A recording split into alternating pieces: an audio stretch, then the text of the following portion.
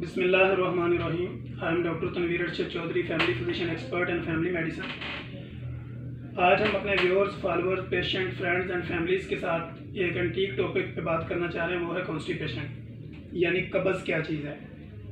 हम अपनी हिस्ट्री में देखते हैं जितने भी पेशेंट हमारे पास आते हैं, अब के लगभग हम तकरीबन 250 की ओपीडी डेली करते हैं।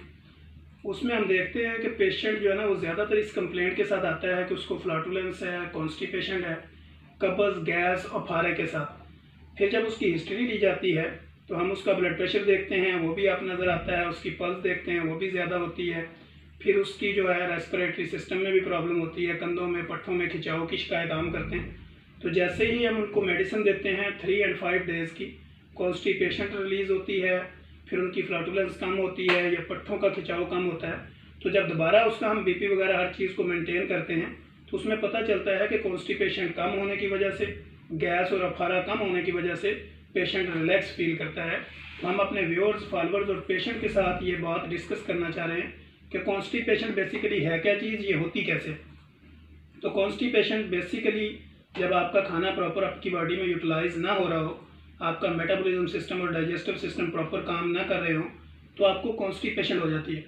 कॉन्स्टिपेशन से आपके पेट में खिंचाव रहता है, मैदे के ऊपर वजन होता है, इवन कि आपको एच पाइलोरी या गैस्ट्रिक अल्सर भी हो सकता है, एपिगैस्ट्रिक पेन भी इससे फील हो सकती है, आपकी कमर में खिंचाव भी रह सकता है।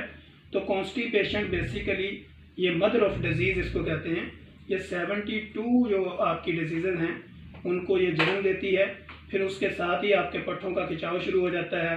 बाज़ औक़ात में हमारे कुछ कोलीग्स इस चीज़ को नहीं मानते कि बीपी का भी कॉन्स्टिपेशन से ताल्लुक़ है, लेकिन हम जब अपनी हिस्ट्री में देखते हैं, पेशेंट का फॉलोअप लेते हैं, तो ये चीज़ कॉमन पाई जाती है।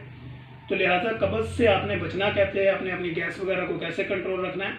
एक तो खाने के बाद आपने पानी नहीं पीना, खाने से पहले पानी इस्तेमाल करना है, और खाने के फ़ौरन बाद कोई भी कोल्ड ड्रिंक, जूसेस वगैरह का कम से कम 30 मिनट का गैप डालना है, और अपने खाने को यूटिलाइज़ करना है, बॉडी को मुतहर्रिक रखना है। खाना खा के फौरी लेटना नहीं है। नान वगैरह, cold drink, fast food, bakery item और बहुत ज़्यादा स्वीटेस्ट चीज़ों से आपने परहेज़ रखना है, तो आप कॉन्स्टिपेशन पे काबू पाएंगे। खाना खाने के बाद थोड़ी सी चहलकदमी करें, इवेंट के हो सकता है तो 15 से 20 मिनट आप चहलकदमी करें, खाने को प्रॉपर यूटिलाइज़ करें और उसके बाद ही अपनी बॉडी को रिलैक्स करें। तो इंशाल्लाह आप कॉन्स्टिपेशन से छुटकारा पाएंगे। नेक्स्ट एपिसोड में हम कोशिश करेंगे इसको मज़ीद तफसील के साथ आपके सामने रखें। Thank you so much.